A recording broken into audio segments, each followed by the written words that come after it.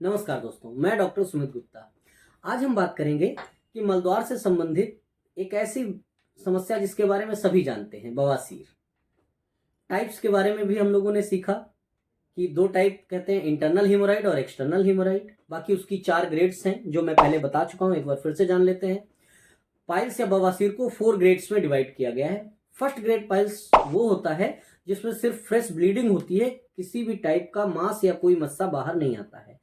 Second grade piles उसे कहते हैं जिसमें मस्से बाहर आते हैं, ब्लीडिंग भी होती है, मस्से बाहर आते हैं, लेकिन वो अपने आप अंदर हो जाते हैं। जैसे ही हम मलत्याग करके उठते हैं वो अपने आप अंदर हो जाते हैं, हमको कोई एक्स्ट्रा एफर्ट नहीं करना पड़ता। थर्ड ग्रेड पाइल उसे कहते हैं जिसमें पाइल मास बाहर आता है, मस्से बाहर आते हैं, लेकिन वो अपने आप अंदर नहीं जाते हैं, उनको हमें सपोर्ट देके मलद्वार के अंदर करना पड़ता है, उसे थर्ड ग्रेड पाइल्स कहते हैं। फोर्थ ग्रेड पाइल्स वो होता है जिसमें मस्से बाहर आते हैं और बाहर ही रहते हैं, वो अंदर नहीं जाते हैं, सपोर्ट देने के बाद भी नहीं जाते हैं।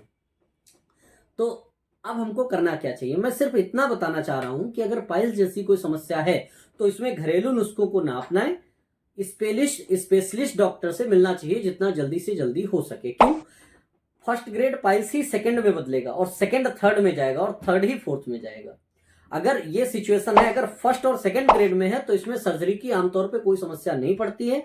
और ये देखा जाता है कि 80% से ज्यादा समस्याएं अगर शुरुआत में डॉक्टर के पास पाइल्स से रिलेटेड अगर 85% के आसपास समस्याएं जो हैं, अगर आप समय से डॉक्टर के पास पहुंच जाएं तो ऑपरेशन की नौबत ही नहीं आएगी, वो दवाओं से ही ठीक हो सकती है। लेकिन अगर वही थर्ड या फोर्थ ग्रेड में पहुंच जाती है तो दवाओं के माध्यम से उसे ठीक कर पाना पॉसिबल नहीं हो पाता है। अब हम बात करते हैं टाइप्स की। जो पाइल्स है, एक्सटर्नल और इंटरनल पाइल्स में क्या अंतर होता है? इंटरनल पाइल्स जो होता है उसका अगर मस्सा देखेंगे तो वो रेड चेरी कलर का होगा, बिल्कुल लाल लाल, पिंक पिंक, गुलाबी सा। जबकि एक्सटर्नल पाइल्स जो होता है उसमें मस्सा तो दिखता है लेकिन उसका कलर हमारे मलद्वार की आसपास की स्किन जैसा होता है। इंटरनल पाइल्स जो होता है वो आमतौर पे जब कभी भी मलद्वार के पास आप देखेंगे तो वो ऐसा लगेगा कि ये अंदर का पार्ट का हिस्सा है, जबकि एक्सटर्नल पाइल्स जो होगा वो बाहर के हिस्से में होता है। इसके अलावा भी कुछ चीजें हैं, जैसे जो ब्लीडिंग का केस होता है वो ज्यादातर इंटरनल पाइल्स से होता है। एक्सटर्नल पाइल्स जो होता है उससे ज्यादातर ब्लीडिंग नहीं देखी जाती है या बहुत कम देखी जाती है। ठीक, जो पाइल्स होता है उसको आगे भी 2 हिस्सों में डिवाइड किया गया है, जैसे प्राइमरी पाइल्स और सेकेंडरी पाइल्स। अगर पाइल मास जो मस्से हैं वो 3 o'clock, 7 o'clock या 11 o'clock पर है तो इसे प्राइमरी पाइल्स कहते हैं। इसके अलावा किसी पोजीशन पर होते हैं तो उसे सेकेंडरी पाइल्स कहते हैं। तो ये कुछ डिफरेंसेस हैं जो उम्मीद है आपको समझ आया होगा।